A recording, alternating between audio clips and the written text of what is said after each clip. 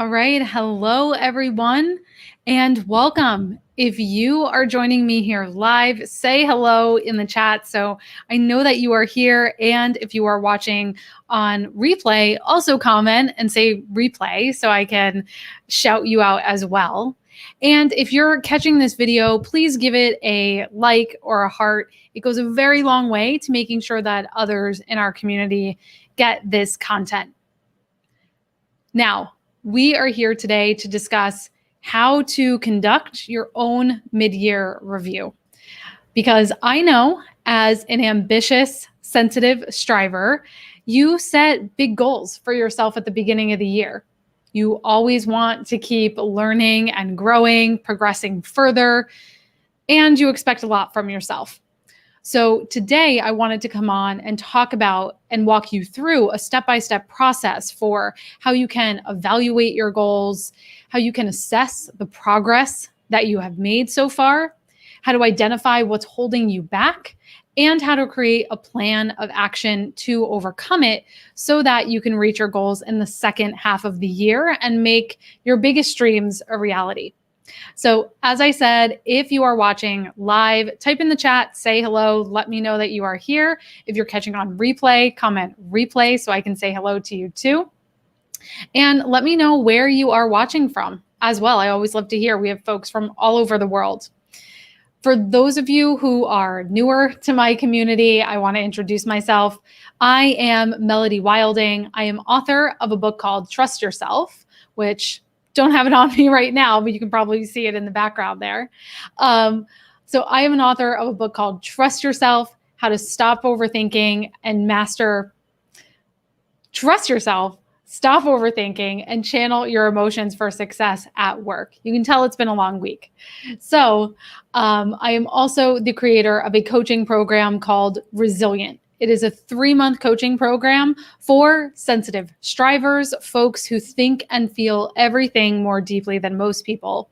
And Resilient is really designed to help you regain your confidence, master your emotions, and channel your ambition for success at work. So welcome. Today, this topic of conducting your own performance or your own mid-year evaluation rather is really timely. We are just halfway through the year. It is now after the July 4th holiday, if you're watching this in real time, and you are probably getting your head back in the work game. You're looking towards the second half of the year and you want to make the most of it. And probably most of all, you don't want to let yourself down, or you don't want setbacks or doubts to get in your way, perhaps like they have in the past. So some of you may also have a formal performance review process coming up, and that's great. And if that is you, let me know in the chat. I would love to hear if you have a performance review coming up. Whether you do or not, this is still an excellent exercise to do for both your professional and your personal goals. So I am willing to bet that at the beginning of this year, you set some pretty ambitious aims for yourself, and maybe you've made strides towards them. But now that we're halfway through the year, it's time to start getting honest about what's on your plate, how you're doing, and what might be getting in your way. So I want to walk you through this mid-year review process. So step 1 in this process is to take stock. I want you to write down your goals and why it is still important to you. If you can't find a compelling reason for why it is still important to you, then it's a good sign it needs to go. Now, in my book, Trust Yourself, something I talk about is letting go of goals. And this is particularly important for sensitive strivers because we tend to take on too much. We tend to be people pleasers. I want you to consider this second half of the year to be your permission to have a fresh slate. So if you were starting all over again, if you were starting from zero, and today was January 1st, what would you pick to add on back to your plate? So if a goal is something that brings you a profound sense of dread, or if it wasn't something that was yours in the first place, maybe it was something you felt like you should do or you had to do, then those are both good signs that it needs to go. It needs to be eliminated. I also don't want you to be surprised if you discover that some of the goals you set in the beginning of the year are now no longer relevant. It's very possible that your season of life, your professional circumstances have shifted, and your approach to accomplishing those goals needs to be flexible to that, not rigidly fixed and perfectionistic. So, by eliminating or maybe even postponing some goals, and only limiting yourself to the few that have a lot of meaning to you, you're going to make space for changing your life and accomplishing the things that are most important. So that is step number one, which is take stock.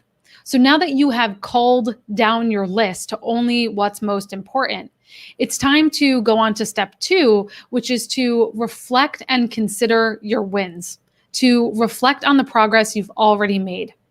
Now, it's very hard in the day to day to slow down, to appreciate how far you've come. We sensitive strivers tend to be our own worst critics. We are so hard on ourselves, and we rarely ever stop and pause to lift ourselves up. But this is your chance now to start changing that. You may not be where you want to be or where you even thought you would be, and that's okay. That is okay. It is still extremely important to celebrate those wins and acknowledge them. Now, this idea of celebrating, acknowledging your wins is really a cornerstone of what we practice in my coaching program, Resilient. It's really a meta skill, because when you learn how to stop beating yourself up for never being enough, when you learn how to internalize your wins, your confidence transforms. So I want you to take some time now to sum up your successes from January 1st to now. You are not the same person that you were at the beginning of the year. You've learned lessons, you've grown, you've advanced in certain ways. And if you can't seem to recall any ways that you've grown or any wins that you've had, I want you to go back through emails or even one-on-one agendas with your boss and look through those, because there you'll find you're reporting your progress there. So those are a great place to consult. You can also look at your brag file. And this is something I suggest, keeping a weekly log, a place where you are reflecting on your wins each week. And this is exactly why it's important to have one. So you may be tempted to skip this step of celebrating your wins. Your striver side may think that, oh, I don't have enough to celebrate. Nothing I did was good enough that warrants appreciating. And you may just want to move on to setting the next higher goal. Do not skip this. Do not give in to that temptation. This step is very psychologically important, and you can tell because I'm spending a lot of time on it. So this is what will give you strength. It's what will give you motivation to tackle the bigger things ahead. So that was step two, celebrating your wins. Step three, now we switch gears and we look at where you struggled. We all face obstacles because doing great things, accomplishing meaningful work, and accomplishing meaningful things in your career is hard. And if it wasn't, everyone would do that. Everyone would be a rock star. It's difficult. The fact that you are facing struggles does not mean you are inadequate. It is a sign of your grit and your persistence and your ability to challenge yourself. So the point with this step of looking at where you have struggled is not to tear yourself down, but it's to look at those places, those roadblocks objectively so you can learn from them. So maybe with your goals, maybe in the first half of this year, you lacked time. Maybe you didn't have a strategic plan for how to go about them. Maybe you lacked energy. Maybe imposter syndrome or insecurity got in your way. Maybe you lacked support from your loved ones or colleagues. Lots of reasons. Don't let insecurities and fears continue to just linger in your head and haunt you. It's really important to get them down on paper, because that is what helps you put them in perspective, and it takes away some of their power. You realize they're not as scary when you're able to label it, clarify it, and put it into words. As part of this process, you can also jot down any other struggles you anticipate facing. So maybe there's a reorg coming up. Maybe you have a big project on the horizon that's going to require a lot of your time. Maybe you have a promotion that's going to change the pressures you're facing.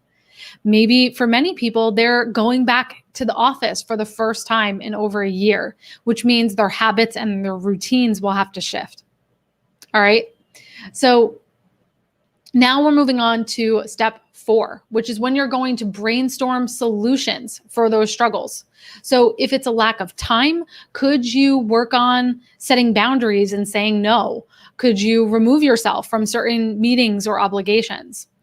If you need greater support or you lacked a network, could you find a community of like-minded peers who you could ask questions to?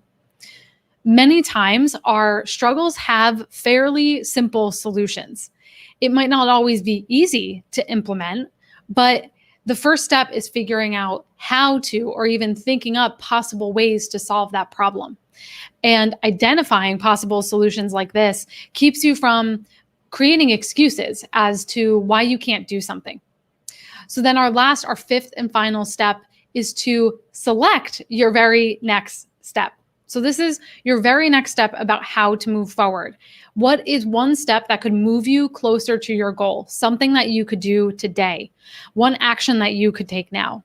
Could you ask someone a question, set a reminder on your phone, set up some sort of a tracker? Notice how all of those are very small. They're very simple, right?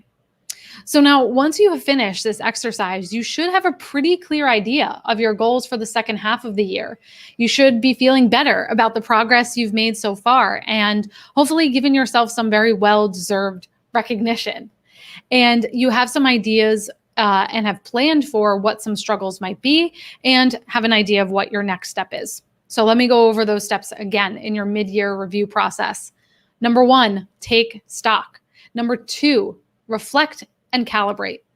Number 3, look at where you struggled. Number 4, brainstorm solutions for those struggles. And number 5, determine your next best step. There are still 6 months left to make this year amazing. And if you are someone who is committed to doing that, then I want to invite you to check out Resilient. This is my 3-month coaching program that will help you tackle those common challenges that sensitive strivers face that get in the way of them being the most confident and effective they can be. Things like overthinking, imposter syndrome, perfectionism, fear, overwhelm. Over 90 days, we dig deep. Each month, we have a different theme. In month 1, we talk about confidence and overcoming imposter syndrome so that you can shift your self-talk from sabotaging to constructive and empowering. So you can feel more confident in your expertise, your capabilities, and regain confidence in your value. In month 2, we move on to habits and balance. So this is looking at how do we rediscover what it feels like to feel energized and focused in our work instead of daunted and drained. So tackling people pleasing, boundaries, regaining work-life balance. And then finally, we talk about self and team leadership. So looking at how do you channel your sensitivity to support your ambitions, whether you want to step up as a leader, you want to increase your influence or your responsibility, or you just want to work on projects that are more personally meaningful to you. So I want to encourage you to join us inside of Resilient. Early enrollment is open right now. It is only open for a limited time. And during this early enrollment period, you can save $300 on the regular enrollment fee. So I have put the link here on the screen. I will also pop it into the chat so you can check it out if it's interesting to you. And I would love to hear if you try this mid-year performance review, what comes out of it for you? How was it for you? What was your number 1 win that you are proud of from this year so far? And what's your top goal going into the latter half of this year? All right, everyone, can't wait to hear from you. I will talk to you soon.